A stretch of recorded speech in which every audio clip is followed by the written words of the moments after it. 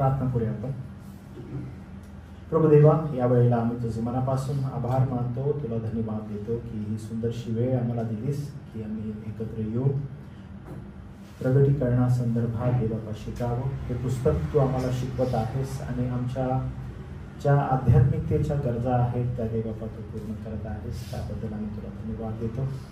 प्रभू, हे पुस्तक शिकणं किती महत्त्वाचं आहे, याचा जो मधित अर्थ आहे तो समजून घेणं किती आवश्यक प्रभू आजच्या मंडळीला आहे, हे तू आम्हाला शिकवून सांगत आहेस, त्याबद्दल आम्ही तुझे आभार मानतो. विनंती करतो प्रभू की आम्ही फार महत्त्वाच्या एका विषयाकडे जात आहोत आणि आम्हाला देवा तुझ्या कृपेची गरज आहे. आम्हावर देवा तुझी दया कर आणि अधिक चांगल्या रीतीनं तुझं गौरव आम्हाला कसं करता येईल प्रभू, यासाठी तू संधी दे. प्रभू, आम्हाला ठाऊक आहे की हे समजण्यास कठीण, पण देवापा तू आमचं ज्ञानचक्षु उघड, आम्हाला कृपा पुरव की आम्ही योग्य रीतीनं देवापा हे वचन शिकावं. तारणारा प्रभू येशू ख्रिस्त त्याच्या नावात प्रार्थना केली म्हणून तुला आमेन. आपण पाहत आहोत प्रगटीकरणाचं पुस्तक आणि आता आपण 7व्या अध्यायामध्ये जाणार आहोत. हा जो अध्याय आहे, मी नक्कीच ह्याच्या नोट्सही तुम्हाला देईन.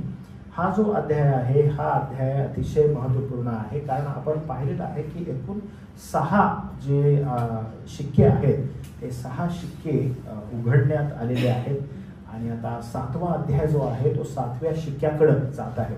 आणि जेव्हा आपण हे पाहतो आपल्याला थोडंसं एनकरेजमेंट या ठिकाणी फार महत्त्वाचं आहे, कारण आपण देवाचा जो कोप आहे तो कोप पाहिलेला आहे आणि पाहत आहोत. फार महत्त्वपूर्ण परिस्थितीतून जग जात आहे आणि या कालखंडामध्ये कशा रीतीनं प्रत्येक शिक्का उघडण्यात येतो आणि प्रत्येक शिक्का उघडल्या कोणकोणत्या गोष्टी होतात हेही आपण पाहिलेलं आहे. आणि ज्यावेळेस आपण इथे येतो आणि वचन वाचतो 17वं 6वा अध्याय त्याचं 17वं वचन, तर 6वा अध्याय 17वं वचन हे जे आहे हे काय सांगत आहे मी तुम्हाला सांगतो बघा.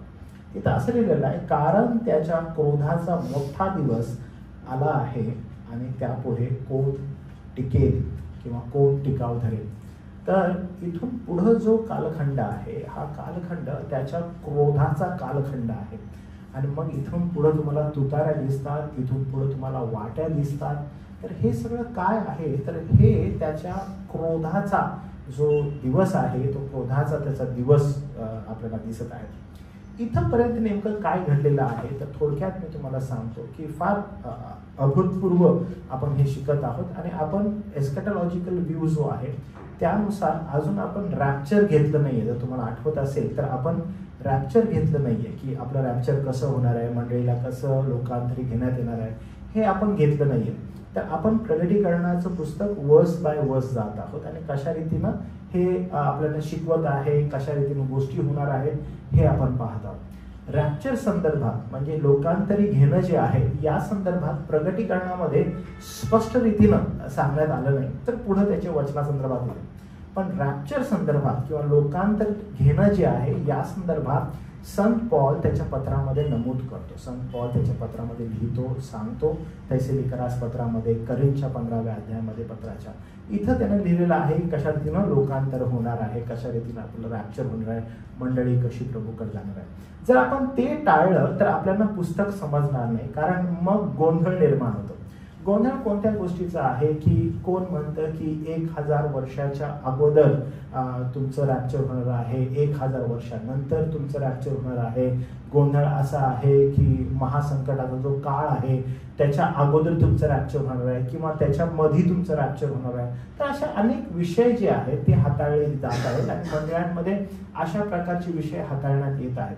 तर आपण जो विश्वास ठेवत आहे तो आपण प्री मिल विश्वास आपला आहे, कारण पोस्ट मिल जो विश्वास आहे, पोस्ट मिल ज्याला म्हणतात म्हणजे 1 मिलेनियम जे वर्ष आहे, 1000 वर्षाचा कालखंड.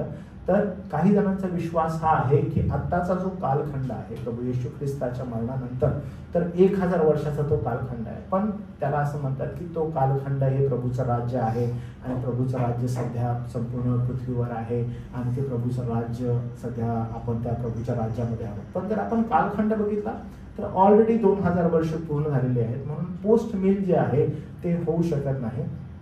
तर मग नेमकं काय आहे तर पवित्र शास्त्र जे आपल्याला सांगत आहे तिथं जर आपण गेलो आणि विशेष करून 7वा अध्याय जो आहे तो काही गोष्टी आपल्याला नमूद करत आहे आणि काही सांगत आहे. काय सांगत आहे तर अध्याय 6 वचन 17 पासून अध्याय 7 वचन 1 पर्यंत ज्या गोष्टी म्हणजे हा जो कालखंड आहे या कालखंडामध्ये काही गोष्टी घडणार आहेत आणि त्या घडणाऱ्या गोष्टी इथं नमूद केलेल्या आहेत. ओके, तर त्या कोणत्या गोष्टी आहेत ते थोडंसं समजून घेणं फार आवश्यक आहे, कारण या ठिकाणी मंडळी नसणार आहे बरं का. ओके, मंडळीचं ऑलरेडी लोकांत होणार आहे, मंडळी ऑलरेडी प्रभूकडे घेतली जाणार आहे. त्याच्यानंतरचा हा जो कालखंड आहे जो आपला विश्वास आहे त्याच्यानंतरचा जो कालखंड आहे हा कालखंड इथं चालू आहे आणि या कालखंडामध्ये काही महत्त्वपूर्ण गोष्टी आहेत ज्या आता या 7व्या अध्यायामध्ये आपल्याला इस्रायला संदर्भात दिसणार आहेत. आणि म्हणून थोडंसं आपण इथं गंभीर होणं आवश्यक आहे, कारण काही गोष्टी नमूद आहेत. बघा, 6वा शिक्का फुटलेला आहे आणि 6व्या शिक्क्याची जी शेवटली आरोळी आहे ती शेवटली आरोळी अशी आहे की पहा काय म्हणत आहे तो, त्याच्या क्रोधाचा मोठा दिवस. जर तुम्ही बघितलं तर इन्व्हर्टेड कॉमा आहे बघा, त्याच्या क्रोधाचा मोठा दिवस, याला इन्व्हर्टेड कॉमा आहे आणि त्यापुढे कोण टिकेल हा प्रश्न आहे. म्हणजे त्याच्या क्रोधापुढे कोण टिकू शकेल हा प्रश्न आहे. तुम्ही जर आठवत असेल आपला जो मागचा बायबल स्टडी होता जेव्हा 6वा शिक्का फुटला तेव्हा हे लोक जे आहेत हे कुठं लपलेले होते तर आपण म्हणतो दऱ्या खोऱ्यांमध्ये लपले. त्यांनी डोंगरांना प्रार्थना करायला लागले, डोंगरांना म्हणू लागले की आम्हावर पडा, पण ते प्रभूकडे गेले ना, त्यांनी पश्चाताप केला नाही. आपण हेही पाहिलं की ते जो खोटा ख्रिस्त आहे, जो खोटा ख्रिस्त आहे त्याच्याकडे ते धावू लागले आणि आम्हाला त्यापासून वाचवा असं ते म्हणू लागले, पण ते पश्चाताप करत नव्हते. ते पश्चातापे अंतःकरणाने प्रभूकडे गेले नाही. आणि मग अनेक मोठमोठ्या प्रकारचे गोंधळ आणि घोळ त्या ठिकाणी आपल्याला दिसत आहेत, कारण त्यांनी अजून कबुली दिली नाहीये की हे सर्व परमेश्वराकडून आहे. म्हणजे जो काही गोंधळ होत आहे, आकाशामध्ये चिन्ह होत आहेत, अनेक मोठमोठ्या गोष्टी होत आहेत, वेगवेगळ्या प्रकारचे जलप्रलय आलेले आहेत, भूकंप आलेले आहेत, मोठमोठ्या प्रकारची युद्ध चालू आहेत, पण या सर्व परिस्थितीमध्ये ते प्रभूकडे वळाले नाहीत आणि प्रभूचा क्रोध आहे हे त्यांनी मान्य नाही केलं. पण आताच्या या घटकेला किंवा ह्या घटनेला जिथे ही घटना सुरू होते तर आपण इथं नसणार आहोत, पण काय गोष्टी घडणार आहेत हे समजणं आवश्यक आहे. काही मी पाहत होतो, काही व्हिडिओज वगैरे जे आहेत त्याच्यामध्ये मी पाहत असताना जे बिब्लिकल साऊंड व्हिडिओज आहेत आणि ते पाहत असताना त्याच्यामध्ये काही मतप्रवाह असे आहेत. काही जण असं म्हणतात की हे प्रभू आम्हाला त्या दिवसापर्यंत ठेव, आमचं लोकांतर करू नको, कारण आम्हाला त्या खोट्या ख्रिस्ताबरोबर आणि सैतानाच्या दूतांबरोबर लढायचं आहे, तर त्यासाठी आम्हाला तू घेऊ नको, आम्हाला तू ठेव इथं, आम्हाला राहायचं आहे, आम्हाला त्याच्याबरोबर युद्ध करायचं आहे, आम्हाला आमचा विश्वास जो आहे मरूस तोपर्यंत आम्ही विश्वास कशावरती आम्हाला दाखवायचा. काही जण तसे म्हणत आहेत, पण मला हे वाटतं जेव्हा मी ते वाचलं तेव्हा मला असे जाणून झाले की त्यांना हे ठाऊकच नाही. गॉस्पलचं जे सत्य आहे, ख्रिस्ताच्या सुवार्थिक सत्य आहे तेच नेमकं ठाऊक नाही. कारण जो आनंद आहे प्रभूच्या लोकांना प्रभूजवळ जाण्याचा तो अद्भुत आनंद आहे आणि तो अद्भुत आनंद इथं आपल्याला दिसतो. आणि काय दिसत आहे बघा, हे फार महत्वपूर्ण गोष्टी आहेत ज्या आता सध्या आपल्या समोर येणार आहेत. 6 शिक्के एकामागून एक उघडले गेले तेव्हा जगासमोर अभूतपूर्व आपत्ती, भीती आणि मोठमोठे खून, एकमेकाची कत्तल, अशा अनेक गोष्टी ज्या आहेत त्या उघडल्या गेल्या. आणि हा महासंकटाचा काळ काय दर्शवतो तर राजाधिराज प्रभूंचे प्रभू येशू ख्रिस्त जो आहे तो स्वतःच्या योग्य न्यायाचा क्रोध जो आहे तो अधर्मी जगावर ओतत आहे. या महासंकटाच्या काळामध्ये हे दिसत आहे. आणि पृथ्वी संपूर्ण जी पृथ्वी आहे म्हणजे शेवटी ती त्याला तो अधिपत्याखाली आणेल आणि तिच्यावर राज्य करेल हे आपल्याला दिसतं. आपण पाहतो की प्रत्येक शिक्का फोडताना आपण जे 6 शिक्के पाहिले, प्रत्येक शिक्का फोडल्यानंतर आपल्याला दिसतं की देवाकडून असणारा एक दिव्य दंड आपल्याला दिसतो जो पृथ्वीवर लादला गेलेला आहे आणि ओतला गेलेला आहे. पहिल्या 5 शिक्क्यांमध्ये शिक्षा होत्या ज्या अतिशय गंभीर होत्या, पण 6वा शिक्का जो होता त्याच्या संबंधित आपण जर पाहिलं की एका ठिकाणी ह्या 5 शिक्के बाजूला ठेवू शकतो आपण एका बाजूला, आणि 6वा शिक्का जर एका बाजूला ठेवला तरी पण 6व्या शिक्क्याचं जे पडलं आहे ते अधिक भारी आपल्याला दिसतं. म्हणजे 5 शिक्क्यांमध्ये आपण पाहतो की 5 शिक्क्यांमध्ये शिक्के फोडण्यात आले, त्यानंतर देवाचा जो क्रोध आपल्याला दिसतो त्याच्या पलीकडे 6वा शिक्का ज्यावेळेस फोडला त्याच्यामध्ये अधिक क्रोध आपल्याला आढळतो. आणि 6व्या शिक्क्याचा शेवट असा होता की थांबा, इथपर्यंतच नाहीये, याच्या नंतरही अजून क्रोध आहे. म्हणजे तुम्ही बघा की हा जो देवाचा क्रोध आहे हा न थांबणार आहे, म्हणजे it's unstoppable. One by one येतच आहे. आणि 6वा शिक्का फोडल्यानंतरही सांगण्यात येत आहे की थांबा, अजून क्रोध आहे. आणि क्रोधामध्ये काय आहे तर क्रोधामध्ये वाटे आहेत, क्रोधामध्ये तुतारे आहेत, आणि आपण तेही पाहणार आहोत.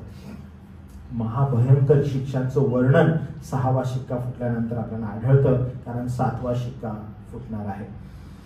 विश्वासणाऱ्यांना सतत इशारे देऊनही जग हे मान्य करत नाही की हे सर्व देवाच्या न्यायाचा दंड आहे. म्हणजे एवढी चिन्ह घडत आहेत त्यावेळेला, पण तरीही जग त्या ठिकाणी म्हणजे हे मान्य करत नाही की हे देवाचा क्रोध आहे. आणि फार भयंकर गोष्टी घडत आहेत. पण आपण हे पाहतो की 6वा शिक्का ज्यावेळेस फुटतो, 6व्या शिक्क्यानंतर मग मात्र लोकांमध्ये चलबिचल व्हायला चालू होते. आणि ही महत्वपूर्ण घटना आहे, कारण या ठिकाणी 1,44,000 लोक आपल्याला दिसत आहेत की ज्यांचं तारण होणार आहे. ओके, 1,044 लोक, 1,44,000 लोक. आता हे जे आहे हे महत्वपूर्ण का आहे मी तुम्हाला सांगतो की 5 शिक्क्यांपर्यंत लोक हे मान्य करायला तयार नाहीयेत की हा देवाचा क्रोध आहे.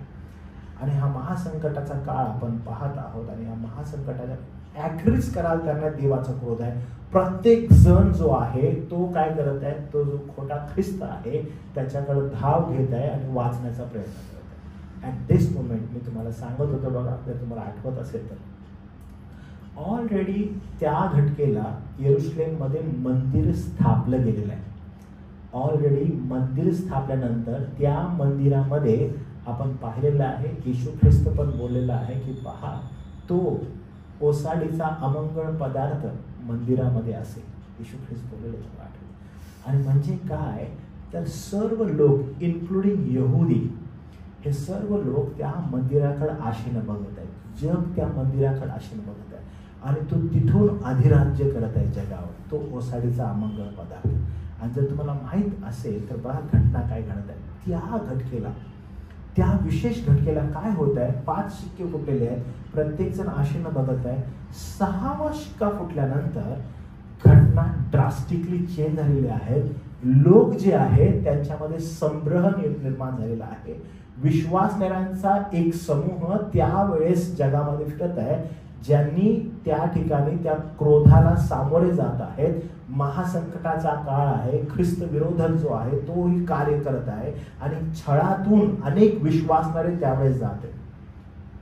आणि मग काही जण असे आता म्हणत होते की आपण एक काम करू शकतो की आपण आपल्या स्मार्टफोन्समध्ये, आपल्या इंटरनेटमध्ये जिथं जिथं शक्य आहे लिखाणामध्ये तुम्ही हे लिहून ठेवू शकता की जेव्हा तुमचं लोकांतरण होईल, तुम्ही ज्यावेळेस प्रभूकडे घेतले जाल त्याच्यानंतर जे उर्वरित लोक असतील त्यांनी कसं राहावं, त्यांनी कसा पश्चाताप करावा, यासाठी तुम्ही लिखाण करून ठेवा. यासाठी तुम्ही व्हिडिओज काढून ठेवा की त्यांना समजावं सत्य काय आणि त्या परिस्थितीमध्ये त्यांनी काय करावं. तुम्हाला मला सांगायला बघा, मला माहित नाही तुम्ही हा पिक्चर बघितला का नाही. तुम्ही लेफ्ट बिहाइंड पिक्चर बघितला, लेफ्ट बिहाइंड पाहिलेला आहे कधी तर ना. आपण आपल्या इथे आपण तो बघूया पिक्चर. Okay, left behind. तर लेफ्ट बिहाइंड जो आहे ना त्याच्यामध्ये खूप साऱ्या गोष्टी अशा दाखवलेल्या आहेत की जे उर्वरित राहिलेले आहेत लेफ्ट बिहाइंड जे आहेत ते कसे जगत होते आणि त्यांची कशी धावपळ झाली. अचानक रॅप्चर ज्यावेळेस झाला आणि ते उडले, खोटा ख्रिस्त ज्यावेळेस झाला आणि त्यानं जे नियम काढले तो किती देखणा होता, कशा रीतीने लोक त्याकडे आकर्षित होत होते, कसे त्याच्याकडे गेले. आणि ह्या वेळेला अचानकपणे ज्यावेळेस ते स्टँड एकदम सॉलिड जे लोक मंडळीमध्ये विश्वासणारे उभे राहिले त्यांनी कसे उभे राहिले. अनेक पाळक त्यावेळेस राहिलेले तिथं दाखवलेले आहेत, अनेक पाळक. आणि मग पाळकांना समजलं की अरे आपण मागं राहिलेलो आहोत. आणि मग ते कसा पश्चाताप करू लागले, ते कसे प्रभूकडे जाऊ लागले, मग कसे ते लोकांना बोलू लागले आणि लोक त्यांच्याकडे शंकेनं बघू लागले. जेव्हा ते म्हणू लागले की मी थांबलोय, मीही राहून गेलो, माझंही लोकांतर झालं नाही, तर मी आता परिस्थितीला तोंड देतो. तर मग असं घडणार आहे का? असं ऍब्सोल्युटली घडणार आहे. का होणार आहे असं? कारण आपलं बायबल आपल्याला त्याबद्दल सांगतं.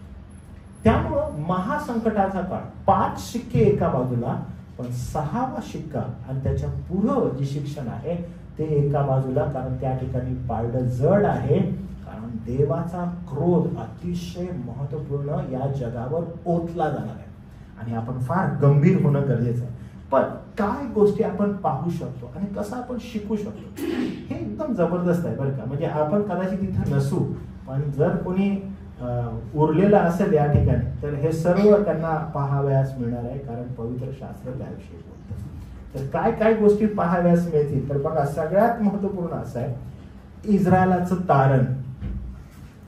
या महासंकटाच्या काळामध्ये 5 शिक्के फुटल्यानंतर 6वा शिक्का फुटतो, लोकांमध्ये संभ्रम निर्माण व्हायला चालू होता. आणि संभ्रमामध्ये काय नेमकं घडत आहे, संभ्रमामध्ये आतापर्यंत जो व्यक्ती ओसाडीचा अमंगळ पदार्थ जो मंदिरात होता, जो आतापर्यंत देव वाटत होता, जो आतापर्यंत मसाया वाटत होता, म्हणजे आज पण इस्रायलला म्हटलं काय इस्रायल यहूद्यांनो, हे मसीहा कुठे आहे, येशू ख्रिस्त मसीहा आहे का? नाही, येशू ख्रिस्त मसीहा नाही, येशू ख्रिस्त मसीहा नाही, येशू ख्रिस्त ठकवणारा आहे.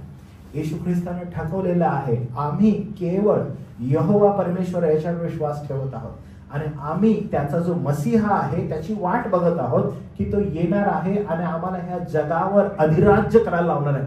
म्हणून इस्रायल वाट बघत आहे.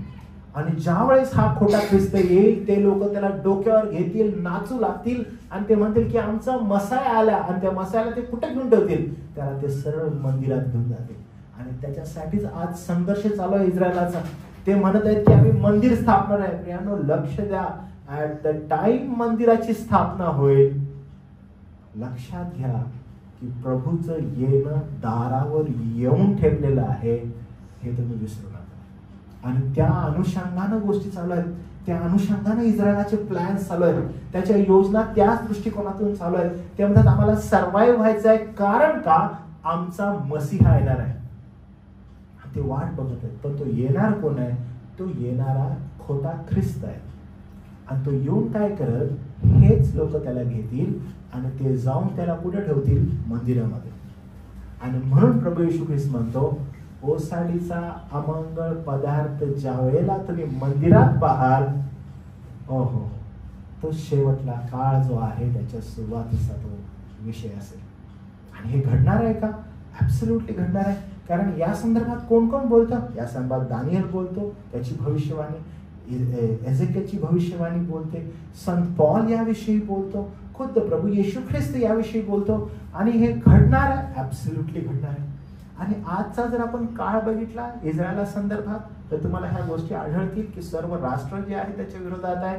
ते हळूहळू हळू त्या ठिकाणी जात आहे ज्या ठिकाणी त्यांचं मंदिर होतं शंबेलाचं, तिथं परत आता गेलेले आहेत. एक फक्त वॉल आता त्या ठिकाणी आहे. and they are planning to just destroy the wall and go and grab that place, जी आता सध्या मस्जिद आहे.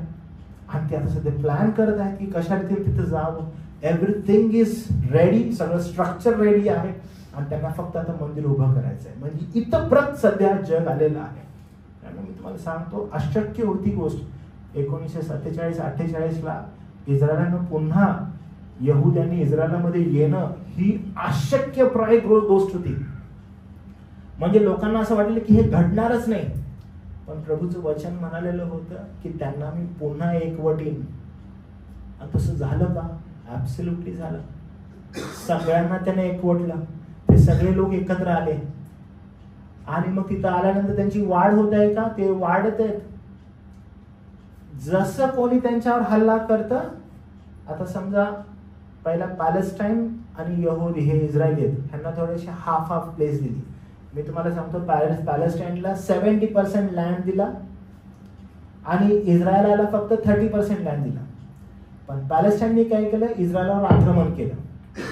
आणि ज्यावेळेस इस्रायलवर आक्रमण त्यांनी केलं तर इस्रायलवर फक्त पॅलेस्टाईन नाही केलं, इतर मुस्लिम 5 देशांनी केलं. इस्रायलने काय केलं, या 5 जणांना हरवलं आणि ते 30% जे होतं ते त्यांनी स्वतःला 60% केलं. आणि या लोकांना अजून मारलं आणि मागं टाकलं. मग हे झाले 40%. हे गप नाही बसले, ह्यांनी पुन्हा हमला केला यांच्यावर. ह्यांना परत मारायचा प्रयत्न केला. त्यांनी परत आता 20% घेतलं. म्हणजे त्यात 80% झाले त्यांचा लँड. रिमेनिंग फक्त 20% आहे. त्याच्यात पण त्यांचे प्लॅन आहेत की अजून ह्यांनी नाटकं केली तर गाजाला ते लोक बाजूला काढणार आहेत. सोमालिया जे राष्ट्र आहे तिथे एखादा छोटासा टापू आहे, तिथे ह्या लोकांना घेऊन टाकणार आहेत ते लोक. त्यांचं प्लॅन ऑलरेडी झालेलं आहे. त्यामुळे हे राष्ट्र आमचं आहे. हळूहळू जी वेस्ट साइड आहे त्या वेस्ट साइड कडे ते निघत आहे ज्या ठिकाणी मंदिर आहे, आणि हळूहळू तिथे जात आहेत ते. त्यांचा प्लॅन एकदम सिंपल आहे. मला तुम्हाला गांभीर्य यासाठी सांगायचं आहे की त्यांच्यासाठी हे एवढं हार्ड नाहीये. प्रभूनं फक्त त्यांना असं आवळून धरलेलं आहे. जर हे राष्ट्र, एवढं छोटं राष्ट्र, जर इराणवर आक्रमण करतं जे त्याच्या पटीनं अराउंड 20 to 40% लार्ज आहे, त्या देशावर जर हे आक्रमण करतं, त्यांना एक भिंत पाडणं आणि त्या मस्जिदीवर ताबा घेणं एवढं अवघड नाहीये. दे कॅन डू लाईक दिस. पण प्रभूनं ते अजून अलाव नाही केलंय, आणि ते कधी होईल? खूप लवकर. कारण ज्या गोष्टी घडत आहेत, आजचा जो काळ आहे याच्यामध्ये हे येणं फार जवळ आहे. म्हणून मंडळीनं जागृत राहावं का? ऍब्सोल्युटली जागृत राहावं. ज्या गोष्टी आज संपूर्ण जगामध्ये घडत आहेत, आपण जर थोडं पाहिलं तुम्हाला अनेक गोष्टी कळतील. मला तुम्हाला हा विषय एका वेगळ्या दिशेला न्यायचा नाही, पण जस्ट तुम्हाला एक आयडिया देत आहे मी की सध्या जर तुम्ही बघितलं की अमेरिकेचं एक प्लेन होतं बघा, B2 प्लेन वगैरे आहे. तुम्ही थोडं डीप करा त्यांची हिस्ट्री अमेरिकेची. मी तसं तुम्हाला सांगितलं की आफ्टर 25 years ते त्यांची सिक्रेट वेबसाईटला लॉन्च करतात. मग ते नासाची असो किंवा अमेरिकेची कोणतेही असो. आणि जेव्हा त्यांनी त्यांची सिक्रेट लॉन्च करतात ते प्रत्येक वेळेस सांगत आहेत की नेमक्या गोष्टी काय घडत आहेत. त्या वेबसाईटवर त्यांनी सांगितलेलं आहे की दे मेट विथ एलियन्स. त्यांनी एलियन्सला भेटले, त्यांचे यान त्यांना भेटले. आता जो अमेरिकेनं त्यांच्यावर हमला केलेला होता B2नं, त्याचं जे स्ट्रक्चर आहे त्या प्लेनचं स्ट्रक्चर UFOचं स्ट्रक्चर आहे असं म्हणतात. आणि बहुतांश रीतीनं त्यांनी काय केलेलं होतं, जे काही प्लेन्स त्यांना सापडले, UFO सापडले, त्या प्लेन्स मधून घेऊन त्यांनी आयडियाज घेऊन ते बनवलेलं आहे असं म्हणतात. तर हे सगळं जे होत आहे ना, हे काय होत आहे, एका वेगळ्या दिशेनं हे जात आहे. काय जात आहे की जेव्हा कधी लोक देवाच्या मंडळीला घेण्यात येईल, ख्रिस्ताच्या मंडळीला, त्यावेळेस मोठमोठ्या अफवा पसरवण्यात येतील. मोठमोठे लोक म्हणतील की नाही, काही लोक परग्रहावरून आले आणि त्यांनी लोकांना गायब केलं, घेऊन गेले, पृथ्वीवर आक्रमण झालेलं आहे, आणि अनेक गोष्टी अशा होतील. आणि त्या दिशेनं जग चाललंय. जगामध्ये युनिटी तयार होईल त्यावेळेस. का? तर बाह्य शक्तीला कसा हरवता येईल, आणि मग त्याच्यामध्ये हा ओसाडीचा अमंगळ पदार्थ जो आहे तो लीड करेल. आणि हे होणार आहे का? हे त्याच दिशेनं जग चालू आहे, आणि म्हणून हे नेमकं होणार आहे, असंच होणार आहे. म्हणून आपण जागृत राहावं का? ऍब्सोल्युटली जागृत राहावं. आणि मग काय गोष्टी घडलेल्या आहेत बघा, आपण त्या ठिकाणी जाऊया. 7वा अध्याय वचन 1 पासून पुढे बघा काय होत आहे.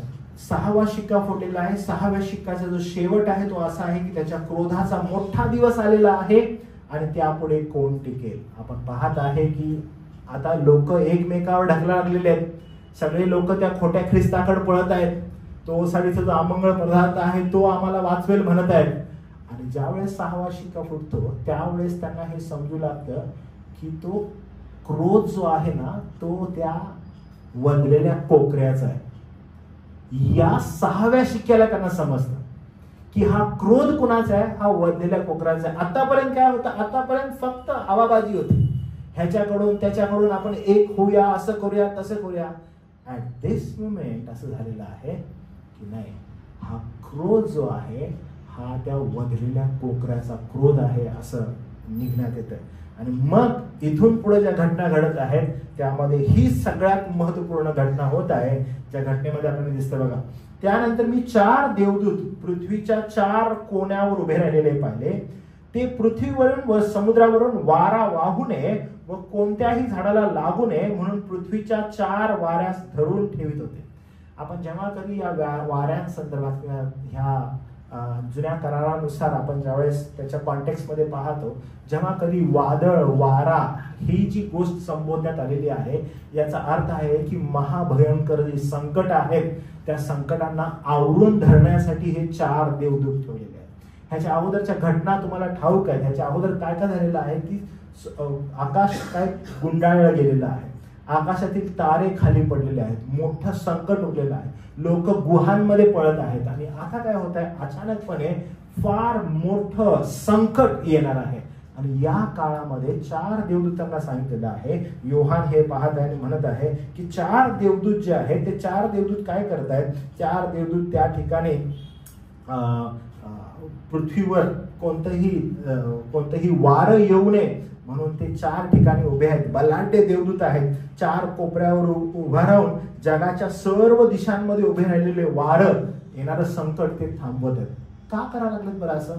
कारण ना ही घटका थोडीशी इम्पॉर्टंट आहे. म्हणजे हे सगळं चालू आहे, गोंधळ सगळा चालू आहे आणि या वेळेला हे जे संकट आहे, हा जो काळ आहे, याच्यामध्ये थोडंसं हे थांबवण्यात येतं. 4ही दिशेला 4 बलाढ्य देवदूत आहेत आणि 4ही कोपऱ्यांवरून येणारं पृथ्वीवर येणारं संकट त्यांनी त्यावेळेला थांबवलेलं आहे. अशी काय विलक्षण घटना होत आहे की त्यांनी हे थांबवलेलं आहे? आपल्याला दिसतं बघा काय झालं.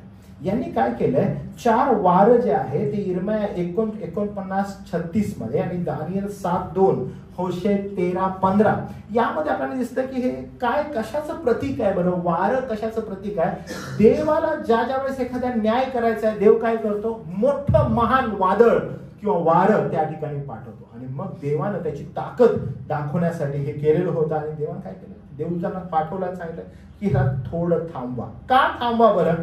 तर बघा काय झालं. 2 आणि 3 वचन असं लिहिलं आहे, मी दुसरा एक देवदूत, म्हणजे हे 4 नाही बरं का, या 4ांच्या व्यतिरिक्त योहान काय करत आहे? योहान बिलकुल नोट डाऊन करत आहे. Very special disciple. तो काय करत आहे की खूप नोट डाऊन करत आहे. पहा किती विलक्षण आहे हे की योहान ह्या योहानाकडे आपण ज्यावेळेस स्टोरी पाहतो, जेव्हा आपण हे इंट्रोडक्शन प्रगटीकरणाचं केलेलं होतं त्यावेळेस आपण हे जाणलेलं होतं की वाय अपोस्टल जॉन. तर जेव्हा कधी आपण योहानाला पाहतो, हा येशूच्या फार जवळ, असं की त्याच्या एक नमूद केलेलं आहे बघा, तो त्याच्या उराशी होता. प्रत्येक ती प्रेषित आहेत, प्रत्येक जे अपोस्टल आहेत, दे आर डिफरंट, त्यांना झालेलं प्रगटीकरण. पण योहानाला झालेलं जे प्रगटीकरण आहे किंवा योहान लिहिलेलं जे शुभवर्तमान आहे, त्याचं शुभवर्तमान इतर अनेक लोकांच्या शुभवर्तमानांपेक्षा थोडंसं वेगळं दिसतं. त्याचं अप्रोच, त्याचं पाहणं एकदम वेगळं दिसतं.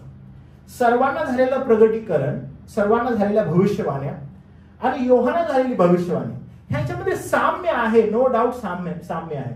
पण क्लॅरिटी जी आहे ती अधिक जास्त आपल्याला योहानाकडे दिसते. म्हणजे साम्य तुम्हाला आढळतं, अरे हा ही भविष्यवाणी इर्म्याला होती, अरे ही भविष्यवाणी एझेकियलला पण आहे, अरे ही भविष्यवाणी डॅनियलला पण आहे. पण योहान ज्या वेळेस सांगतो ना, तो क्लॅरिटीने सांगतो, जसे की तो येशू ख्रिस्ताच्या उराशी असताना त्याच्या हृदयाचे ठोके पण तो जाणत होता. एव्हरीथिंग जे काही इंटरनल आहे ही एक्झॅक्टली न्यू की काय आहे हे नेमकं. आणि म्हणून एकदम डीपेस्ट थॉट्स जे आहेत ते योहानाचे आपल्याला आढळतात. आणि मग आपण पाहतो की किती विलक्षण आहे बघा. हे झालेलं प्रगटीकरण हे इतरांना नाही, त्याचा काही भाग इतरांना समजलाय, पण जी क्लॅरिटी योहानाला आहे ती कुणालाच दिसत नाही आपल्याला. कारण जे झालेलं प्रगटीकरण आहे ते अद्भुत रीतीचं आहे. आणि मग त्यानं काय पाहिलं बघा, त्यानं असं पाहिलं, मी दुसरा एक देवदूत. म्हणजे हे जे नोट डाऊन केलंय ना, हे फार इम्पॉर्टंट आहे. म्हणजे हा त्याने एक देवदूत असं नाही, तो म्हणतो मी दुसरा एक देवदूत पाहिला. म्हणजे त्याला हे जे दृष्टांत होत आहे हा काही सर्वसाधारण दृष्टांत नाही आहे, हे अनन्यसाधारण दृष्टांत आहे. आणि मग तो म्हणतो की मी दुसरा एक देवदूत सूर्याच्या उगवतीपासून वर चढताना पाहिला. त्याच्याजवळ सदाजीवी देवाचा शिक्का होता. ज्या 4 देवदूतांकडे पृथ्वीला व समुद्राला उपद्रव करण्याचे सोपवले होते, त्यास तो मोठ्या वाणीने म्हणाला. काय झालं की हा जो दुसरा देवदूत तो निघाला, त्याचा शिक्का होता. आणि मग तो त्या 4 देवदूतांना मोठ्या वाणीने असं म्हणाला, आमच्या देवाचे जे दास आहेत त्यांच्या कपाळावर आम्ही शिक्का मारेपर्यंत पृथ्वीला, समुद्राला, झाडांना उपद्रव करू नका. म्हणजे जे त्या ठिकाणी सध्या आहेत, जे या संकटाच्या काळामध्ये आहेत, जो ओसाडीचा अमंगळ पदार्थ आहे आणि त्याच्याद्वारे आता विश्वासणारे लोक त्या ठिकाणी आहेत, तो म्हटला की थोडंसं थांब.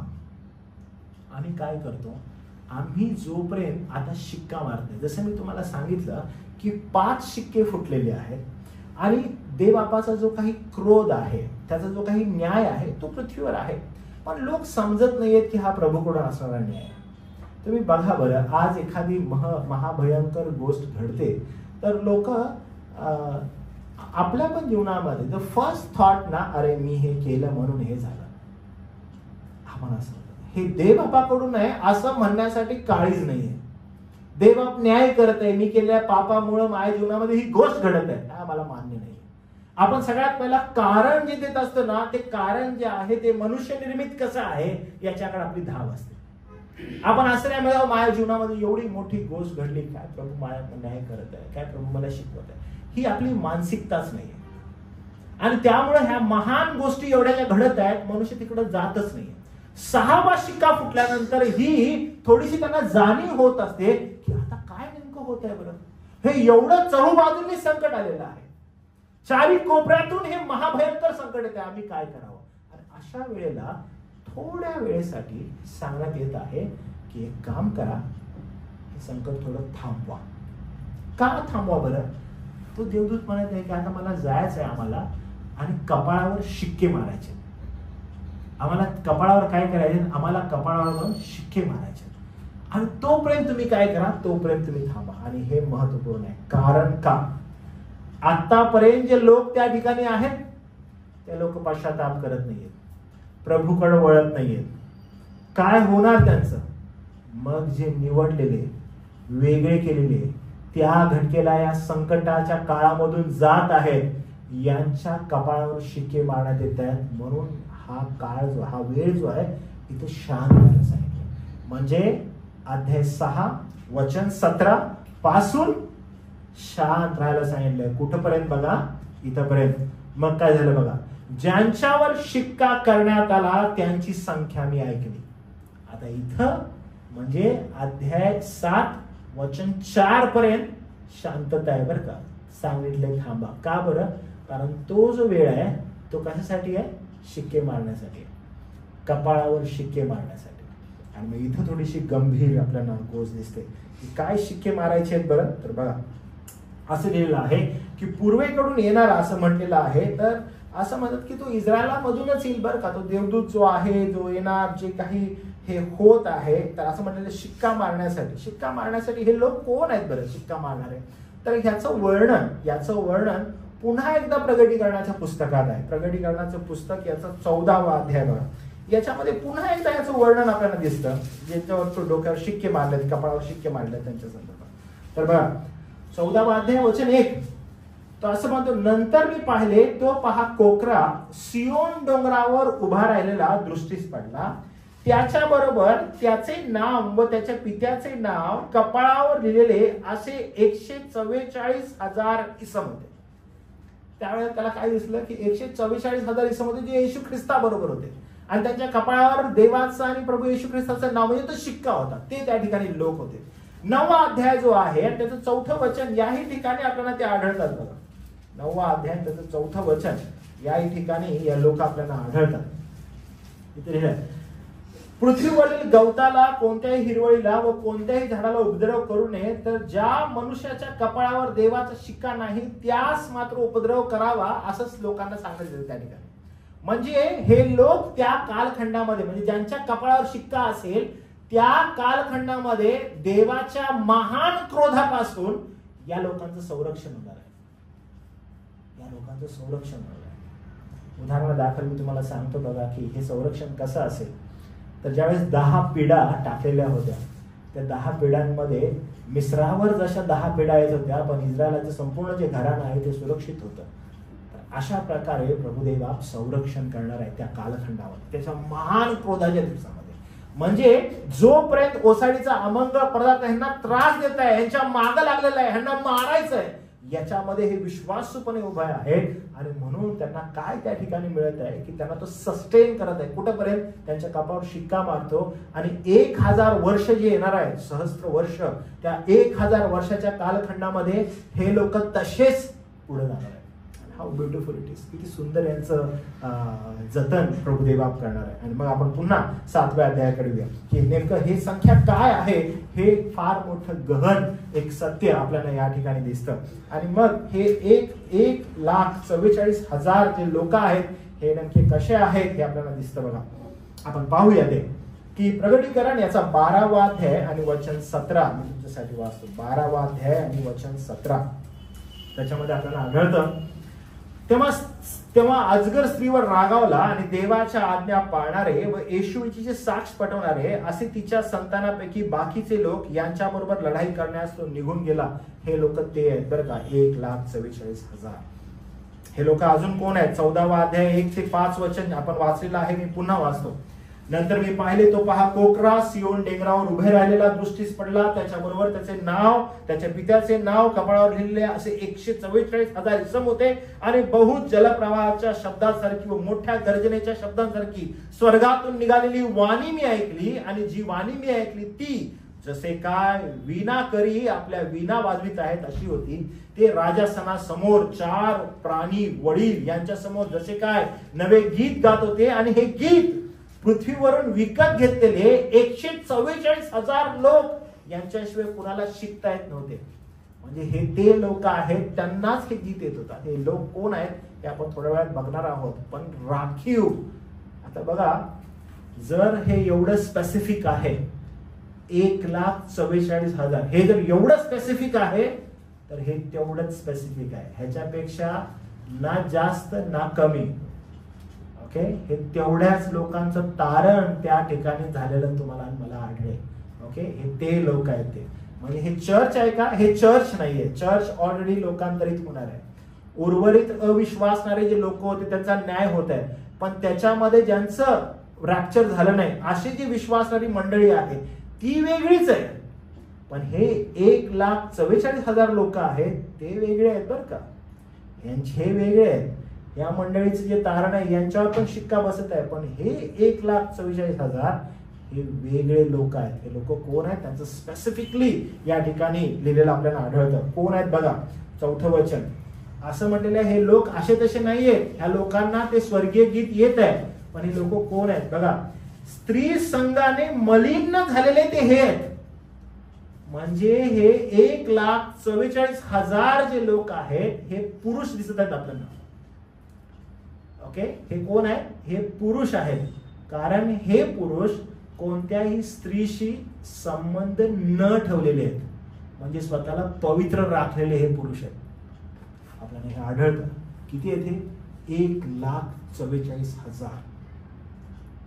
आता मी तुम्हाला सांगतो हे का आहे असं, हे आपल्याला ह्याचं उत्तर आपल्याला दिसेल थोड्या वेळात. पण हे 1,44,000 लोक आहेत जे स्त्रीशी संबंध त्यांनी ठेवले नाहीत, स्वतःला पवित्र ठेवलेलं आहे, वेगळं केलेलं आहे. आणि हे लोक कोण आहेत? तर असं म्हटलं बघा, ते शुद्ध आहेत. जेथे कोठे कोकरा जातो तेथे त्याच्या मागे जाणारे ते आहेत. ते देवासाठी व कोकऱ्यासाठी प्रथम फळ असे मनुष्यातून विकत घेतलेले आहेत. कोणत्या ठिकाणी? त्या महासंकटाच्या काळामध्ये त्यांना विकत घेण्यात आले. कोण? एवढी स्पेशालिटी यांच्यामध्ये काय आहे बरं? कारण मंडळी ही ख्रिस्ताची वधू आहे, ती त्याच्या बरोबर असणार आहे. आणि जिथे जिथं ख्रिस्त जाईल तिथं बरोबर असणार बरं का. ते काही जण असे म्हणतात की फार सुंदर आहे बरं का. हे जर समजायला गेलं तर किती विलक्षण आहे बघा.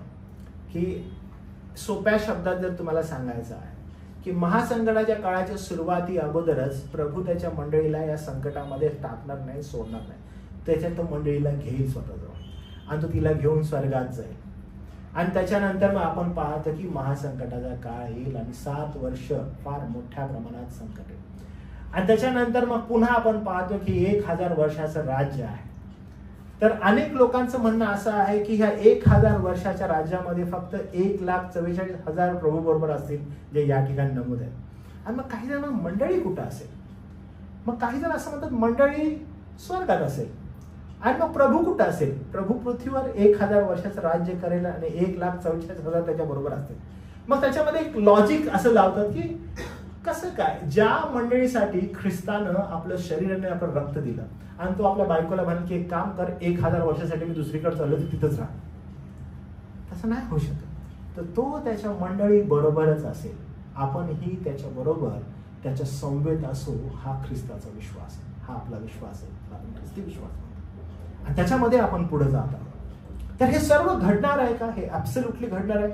7वा अध्याय जे आपल्याला सांगत आहे ते फार इम्पॉर्टंट आहे, कारण त्याला जे दुजोरा आहे तो 14वा अध्याय देत आहे की हे नेमके कोण लोक आहेत. तर हे 1,44,000 लोक जे स्त्री संघाने मलिन न झालेले आहेत, ते हे आहेत, ते शुद्ध आहेत, ते जेथे कोठे कोकरा जातो तेथे त्याच्या मागे ते जाणारे आहेत, ते देवासाठी व कोकरासाठी प्रथम फळ असे मनुष्यातून विकत घेतलेले आहेत, त्यांच्या तोंडात असत्य आढळ नाही, ते निष्कलंक आहेत.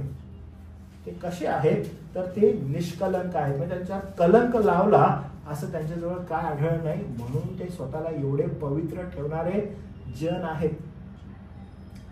किती जबरदस्त आहे बघा, म्हणजे एवढा जबरदस्त महासंकटाचा काळ आहे.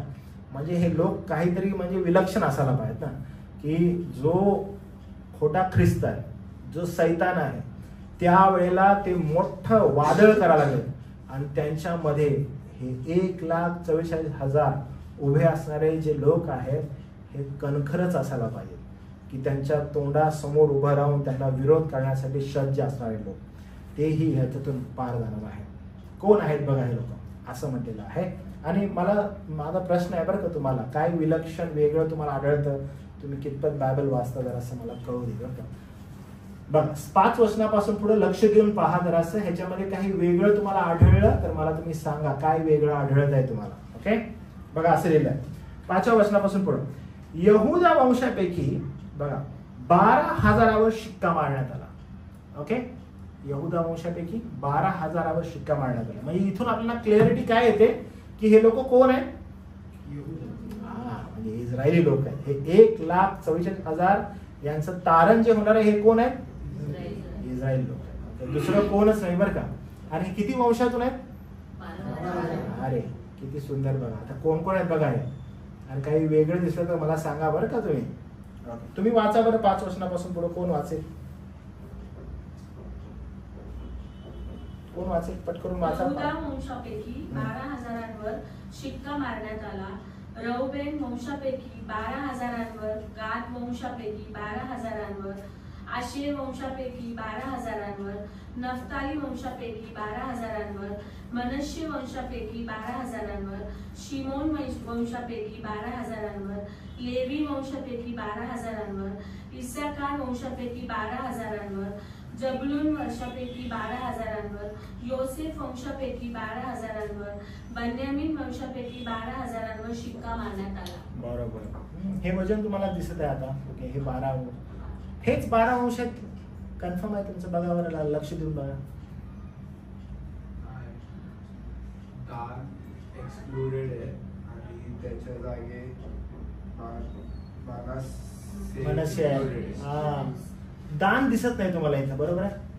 दान नाही दिसत. अजून कोण नाही? लेवी वंश.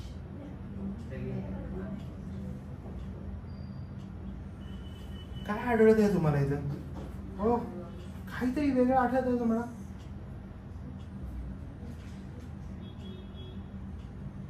दानच्या ऐवजी कुणाची नेमणूक दिसते तुम्हाला इथं? दानच्या ऐवजी कोण दिसते तुम्हाला? दानच्या ऐवजी मनश्शे कोण होता?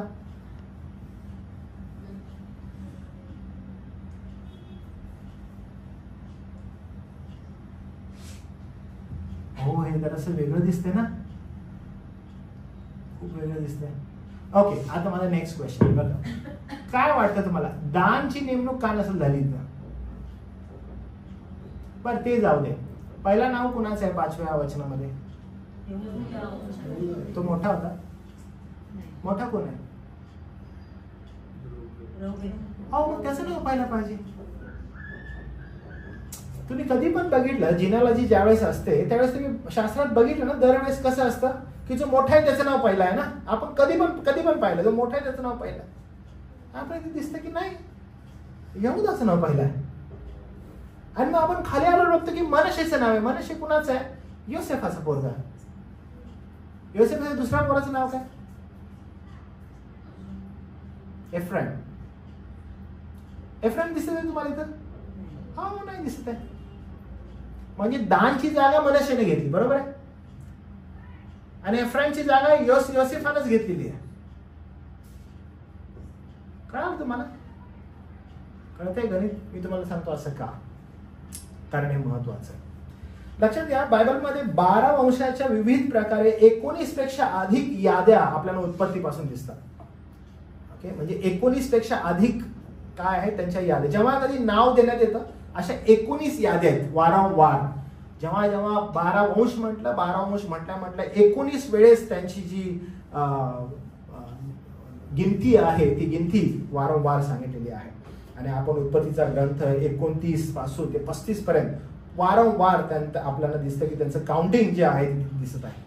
पण आपल्याला हेही आढळतं की यहुदा वंश प्रथम दिलेला आहे. रौबेन जो मोठा होता त्याला सेकंड दिलेला आहे.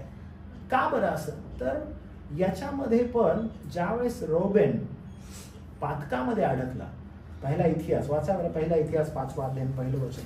जेव्हा रौबेन पातकामध्ये आढळला त्याची जागा जी आहे ती जागा यहुदाने घेतलेली आपल्याला आढळते. आणि बायबल फार स्पेसिफिकली आपल्याला ते नमूद करतं. पहिले इतिहास याचा 5वा अध्याय आणि 1 वचन पटकरून वाचा बरं का, आपल्याकडे वेळ नाही आहे. इस्रायलचा ज्येष्ठ पुत्र रुबेन हा, याची वंशावळी. रुबेन हा ज्येष्ठ पुत्र होता हा खरा, पण त्याने आपल्या बापाची खाट भ्रष्ट केली. तुम्ही बघितलं काय झालं? बापाची खाट भ्रष्ट केली, त्यामुळे काय झालं? म्हणून त्याचा ज्येष्ठपणाचा हक्क इस्रायलाकडून येशू याच्या संततीस देण्यात आला. तुम्ही बघितलं काय झालं की लिटरली बायबल फार क्लिअर आहे या बाबतीत. म्हणजे बायबल कधी पण काही गोष्ट नमूद करतं याला कारण आहे. तुम्हाला समजत आहे ह्याला काय असतं? ह्याला कारण असतं. बायबलमध्ये कोणत्याही प्रकारची चुकी नाहीये बरं का. आपण शोधायला जरी गेली तर तुम्हाला सापडणार नाही. It's very crystal clear. म्हणजे बायबल जर असं बोलत आहे याचं कारण बिलकुल क्लिअर आपल्याला या ठिकाणी आढळतं की ह्यानं भ्रष्ट केल्यामुळं, वडिलाची खाट भ्रष्ट केल्यामुळं जो रुबेन आहे त्याची जागा देण्यात आली. तिथून त्याची जागा गेली. कोण घेतली आहे? यहुदा आपल्याला दिसत आहे. आपण पुढे गेल्यानंतर दान वंश पूर्णपणे वगळण्यात आलेला आहे. म्हणजे दान आपल्याला दिसतच नाहीये. जो 12 वंशातला एक वंश होता आणि आपल्याला आढळत नाहीये. का आढळत नाही? त्याचं कारण फार मोठं आहे बरं का. बघूया आपण ते. आमोस याचा 8वा अध्याय आणि 14 वचन. आमोस याचा 8वा अध्याय आणि 14 वचन. कोणीतरी पट करून वाचा. कोणीतरी आमोस वाचा. हे शमरोन येथील मूर्तीची शपथ घेऊन म्हणतात की हे दाना तुझ्या देवाच्या जीविताची शपथ, हे दाना तुझ्या देवाच्या जीविताची शपथ, बैशेबेच्या यात्रेची शपथ, ते पडतील पुन्हा उठायचे नाही. ओके, अजून एक गोष्ट आहे. दाना संदर्भात सांगितलेली गोष्ट आहे की पुन्हा उठायचं नाही बाबा दाना. का बरं असं झालं? तर दान वंशाकडून फार मोठं आणि भयानक पाप झालेलं होतं. आणि ते पाप दुसरं तिसरं काय नसून तर मूर्ती पूजेचं होतं. शास्ते याचा 18वा अध्याय बघा. शास्ते याचा 18वा अध्याय हे पूर्णपणे दान वंशाचं जे पातक होतं त्या पातकाविषयी नमूद केलेलं आहे की पातक केल्यानंतर त्यांची पूर्ण वंशावळ जी आहे ती वंशावळच काय केली? एक्सक्लूड करण्यात आली. म्हणजे पूर्ण वंशावळ काढून टाकण्यात आली. त्यांचं नावच नाही दिसत आपल्याला. कधी जेव्हा स्वर्गीय राज्य स्थापण्यात येत आहे, 1,44,000वर शिक्का मारण्यात येत आहे, त्यावेळेस दान वंशाचं काउंटिंगच नाहीये. दान वंशातील लोकांना शिक्काच नाहीये. अच्छा, हे लोक जे आहेत हे प्रत्येक वंशातून, आता अनेक असे यहुदी आहेत जे पांगलेले आहेत देशांमध्ये, त्यांना आपला वंशच ठाऊक नाही कोणत्या वंशातून आहे. तर आजकाल इस्रायलामध्ये ती गोष्ट आहे की दे चेक डीएनएस. काय करतात? ती डीएनएस चेक करतात आणि डीएनए द्वारे डिसाइड करतात की हा कोणत्या वंशातला. Sea lord is so special. तो बिलकुल 12,000वर शिक्का मारेल प्रत्येक वंशाचा. ते कदाचित त्यांनाही ठाऊक नसेल ते कुठल्या वंशाचे, पण प्रभूला ठाऊक. आणि आपल्याला ही गोष्ट या ठिकाणी नमूद करायला पाहिजे. आणि फार सुंदर रीतीने आपल्याला वाटते की दान का नाहीये बरं? कारण त्यानं पातक केलेलं आहे. एजेकिएल याचा 48 अध्याय पण आपल्याला त्याच वेळे संदर्भात सांगतो की दान ह्याला वगळण्यात येणार आहे, त्याला सेवेसाठी निवडण्यात येणार नाही. एजेकिएलने हे क्लिअर केलेलं होतं. कधी? जेव्हा शेवटला काळ येईल आणि जेव्हा नेमणूक व्हायची वेळ असेल त्यावेळेस दानची नेमणूक होणार नाही, दानवर शिक्का मारण्यात येणार नाही. एजेकिएलने याची भविष्यवाणी केलेली होती. एजेकिएल 48व्या अध्यायामध्ये आपण पाहतो की एफ्राईम जो आहे याची नेमणूक झालेली नाही, कारण एफ्राईमनं पातक केलेलं होतं. आणि एफ्राईम जो योसेफाचा मुलगा आहे त्यानं अन्य स्त्रियांशी विवाह केलेला होता आणि त्यांच्याशी मूर्ती पूजा केलेली होती, म्हणून एफ्राईमचं नावही वगळण्यात आले. पण मनश्य चांगला होता आणि मनश्य चांगला राहिलेला होता योसेफासाठी, आणि त्यामुळे मनश्येची जी वंशावळ आहे त्या मनश्येच्या वंशावळीतून आपल्याला आढळतं की मनश्येचं नाव ही त्या ठिकाणी 1,44,000 12 वंशातील लोकांमध्ये दिसतं. फार अद्भुत आहे. हौशे याचा 4था अध्याय आणि त्याचं 17 वचन कृपा करून वाचा कोणीतरी पट करून. हौशे 4था अध्याय आणि 17 वचन.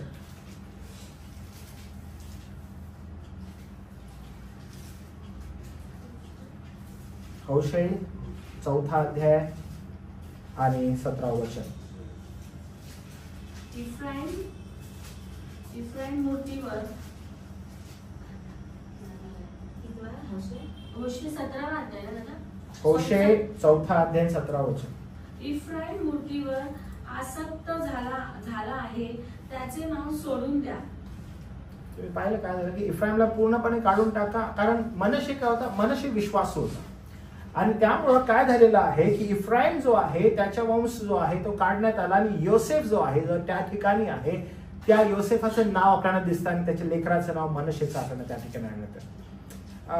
हे फार सुंदर आहे की देवबापानं म्हणजे शेवटल्या कालखंडामध्ये म्हणजे ज्या वेळेस आपण हे पाहतो की मोठ्या प्रमाणात पृथ्वीची उलटापालट त्यावेळेस होत आहे, त्यावेळेस देवबाप इस्रायलाचं तारण करत आहे. म्हणजे आज जी इस्रायल परमेश्वराच्या पुत्राच्या विरोधात आहे ते इस्रायल त्याचं तारण येशू ख्रिस्ताच्या नावामध्ये झालेलं तुम्ही आणि मी पाहू. आणि त्या वेळेला म्हणजे त्या घटकेला आपण हे पाहतो की देव त्याच्या लोकांना विसरत नाही, देव त्याच्या लोकांची काळजी घेतो. देव इस्रायलाला कधीच विसरणार नाही, कारण कुठंतरी एका जंगलामध्ये देवानं एका व्यक्तीला प्रॉमिस केलेलं होतं की मी तुझा वंश शेवटपर्यंत ठेवेन, आणि तो अब्राहम होता. आणि देव त्याच्या या प्रॉमिसला जाणतो. जी काही घटना होत आहे प्रभुदेवा त्या वेळेला शेवटल्या घटकेला तो इस्रायलाचं तारण करतो. इस्रायलामधून 12 वंशांची निवड होते. लेवी वंश ज्याला जमीन नव्हती, ज्याला जायदाद नव्हती, त्याला त्याच्यावर अधिकार नव्हता, कारण मंदिरामध्ये असणारी सेवा हेच त्याचं प्रतिफळ होतं, पण त्याला ही सेम आशीर्वाद मिळालेला आपल्याला आढळतो, कारण देव त्याच्या लोकांना विसरत नाही, तो त्यांची काळजी घेतो. आणि रोमकरासपत्र याचा 9वा अध्याय वचन 9 अध्याय आणि 9 पासून ते 11वा अध्याय इथपर्यंत वारंवार हे फार सुंदर आहे बरं का. अनेक लोक म्हणजे जे लोक परमेश्वराच्या सार्वभौम कृपेला नाकारतात, म्हणजे देव सार्वभौम नाही, देवबापाची सार्वभौमता नसते, मनुष्याची ही त्याच्यामध्ये कृती असणं आवश्यक आहे, ते लोक काय करतात, रोमकरासपत्र 8 अध्यायापर्यंत प्रॉपरली बायबल स्टडी घेतात, पण 9, 10, 11 जे आहेत ना तिथून जम्प मारतात धपक, आणि 9, 10, 11 जम्प मारून 12, 13, 14, 15, 16 इथपर्यंत जातात. का बरं असं? कारण 9, 10, 11 ही परमेश्वराची सार्वभौमता प्रदर्शित करतात. 9, 10, 11 जे अध्याय रोमकरासपत्र हे परमेश्वरच सार्वभौम आहे, तोच निवड करतो, तोच सस्टेन करतो, तो घेऊन जातो, परमेश्वर त्याचे प्रॉमिसेस विसरत नाही हे ते सांगण्यात येतं. आणि तुमची निवड गर्भावस्थेपासून आहे हे सांगण्यात येतं. पृथ्वीच्या निर्मिती अगोदर त्याने प्लॅन्स केलेले आहेत हे ते सांगतात. लोकांना ते ऐकायचं नाही, पण आपण हे पाहतो की परमेश्वर आपल्या लोकांना विसरत नाही. त्याने इस्रायलाला नकार दिला नाही, तर इस्रायलाचं तारण त्याने त्या ठिकाणी केलं. आणि म्हणून प्रगटीकरणाचं पुस्तक याचा 7वा अध्याय आणि वचन 1 पासून 8 पर्यंत एक सॉलिड प्रॉमिस देते की परमेश्वर विसरत नाही. परमेश्वर विसरत नाही, चांगल्या गोष्टीही विसरत नाही, आणि तुम्ही वाईट केल्या तर तुमची नावं तुमच्या वंशावळीतून काढूनही टाकतो. हे फार इम्पॉर्टंट आहे की सत्य माहीत असताना असत्याशी रदबदली केल्यानं वंश काढून टाकले. दान वंश आपल्या समोर आहे की दान वंशाचं नाव नाही आहे, शिक्का नाही आहे त्यांच्यावर. ही किती सॅड गोष्ट असेल. तुम्ही जस्ट विचार करा, मी असं सांगत आहे बघा, तुम्हाला हे कसं वाटतं बघा,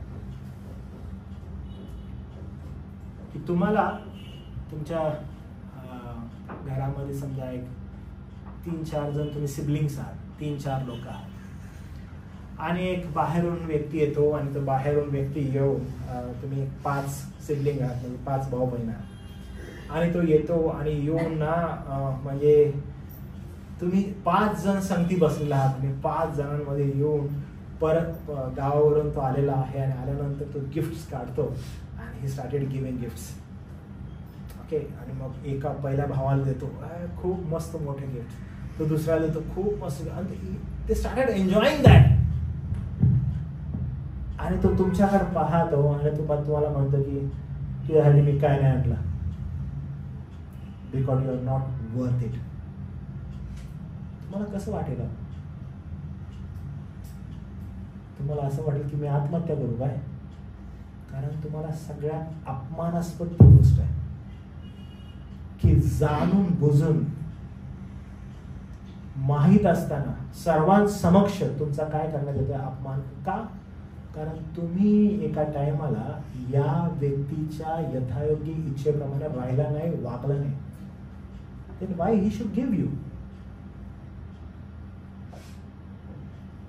कारण ही दान संगती असणारी गोष्ट अशाच प्रकारची. तुम्हीही तुमच्या जीवनामध्ये शेवटपर्यंत प्रभूबरोबर विश्वासू राहा. फार आवश्यक आहे, फार गरजेचं आहे. Do not fall into this world and worldly things. फार महत्वाचं आहे. हे समजून घ्या, इस्रायल त्या कालखंडामध्ये फार विचित्र वागेल बरं का. खूप विचित्र वागत असेल तो, कारण तो मसीहाला मानतच नाही. कदाचित त्या खोट्या ख्रिस्ताबरोबर छळामध्येही समाविष्ट असेल. बट बिकॉज देवानं ते प्रॉमिस केलेलं होतं त्यांना, तो त्यांची आठवण करेल आणि त्यांचं तारण करेल. तारण कृपेनंच आहे आणि देवा त्यांचं तारण त्यावेळेस कृपेनं करेल. त्यांच्या कपाळावर शिक्का असेल. आणि हे मंडळी म्हणून आपण पाहू का, जर आपलं तारण झालेलं आहे आणि आपण ख्रिस्ताचे आहोत आणि प्रभूशी आपण एकनिष्ठ आहोत, तर आपण हे नक्कीच पाहू की इस्रायलाचं तारण कसं होतं. मी तुम्हाला सांगतो, कधी कधी मला ना अतिशयोक्ती अशी होते की प्रभूचे शिष्य 12 होते आणि हे याच इस्रायलामधून होते. त्याच वंशातून कोण ना कोण तर होतं, आपण पाहत होतो. आणि जेव्हा हे त्याच वंशातून होते, तर प्रभूनं ज्यावेळेस त्यांना स्वतःकडे घेतलं, तर 12 लोकांविषयी असं म्हणत होते की त्यांनी पृथ्वीची उलटापालट केली. तुम्ही विचार करा, शेवटल्या दिवसामध्ये 1,44,000 कसे असतील, ते पृथ्वीचं काय करतील? म्हणजे 12 लोक होते, त्यांनी पृथ्वीची उलटापालट केलेली होती. आता हे असे आहेत 1,44,000 ज्यांनी स्वतःला पवित्र ठेवलेलं आहे. आणि त्याची संगती 11व्या अध्यायामध्ये 12व्या अध्यायामध्ये आपण अजून दोघं पाहणार आहोत.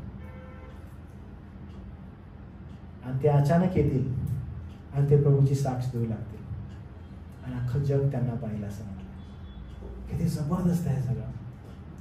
कारण आपण ज्यावेळेस हे पाहतो पवित्र शास्त्रामध्ये जे लिहिण्यात आलेलं होतं ते पूर्णतेस जात आहे.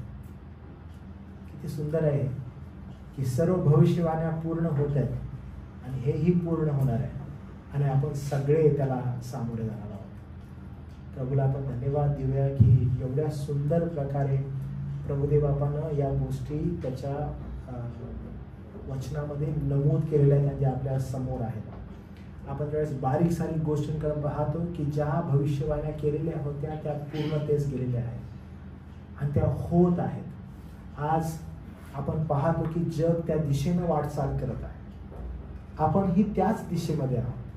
फक्त जी प्रभूनं तुम्हाला आणि मला प्रार्थना शिकवलेली आहे ती आपण प्रार्थना करू की हे प्रभू तुझं राज्य येऊ, तुझं राज्य येऊ, लवकर येऊ. कारण हे जग फार मोठ्या प्रमाणात पापानं ग्रासलेलं आहे. ईच टाइम ना आपण त्या पापमय जगामध्ये जीवन जगत आहोत. खूप घाण झालेलं आहे जग. जगातील मनुष्याचे विचार, त्याची मानसिकता, त्याचं ध्येय पूर्णपणे नाशाकडं आहे. आणि अशामध्ये ख्रिस्ती जीवन जगणं फार ओझ्याचं झालेलं आहे. आणि प्रभू तुमचं आणि माझं जतन करत आहे, तो आपल्याला प्रिझर्व करत आहे. आपण त्याबद्दल देवाला धन्यवाद देऊ. पण आपण ही प्रार्थना करू की प्रभू तू लवकर ये, तू लवकर ये आणि आम्हाला तुझ्या जवळ घे, कारण आम्ही त्यासाठीच निवडलेले, नेमलेले आणि वेगळे केलेले लोक आहोत. प्रभू आपल्याला सहायता करू. प्रार्थना करूया आपण. प्रभू देव बाप्पा, आम्ही तुझे आभार मानतो आणि धन्यवाद देतो की ही संधी आम्हाला दिलीस की आम्ही प्रगतीकरण या पुस्तकावर देवा शिकावं. प्रभू, आम्ही इस्रायलाचं तारण पाहिलं. आता आम्ही प्रभू पुढच्या बायबल स्टडीला तुझ्या विश्वासणारे लोक जे उरणार आहेत त्यांचं तारण देवा पाहणार आहे. किती सुंदर प्रभू, सिस्टमॅटिकली योहान आम्हाला अनेक गोष्टी सांगतो की कोणत्या गोष्टी घडणार आहेत, कशा प्रकारे घडणार आहेत, आणि आम्ही आज या पृथ्वीवर असताना कशा प्रकारे दे बाबा तुला विसंबून राहावं, तुझं गौरव करणारं व्यक्तिमत्व आमचं असावं. आम्हाला सहायता कर, आम्हाला मदत कर की आम्ही शेवटपर्यंत विश्वास राहावं. दया कर प्रभू.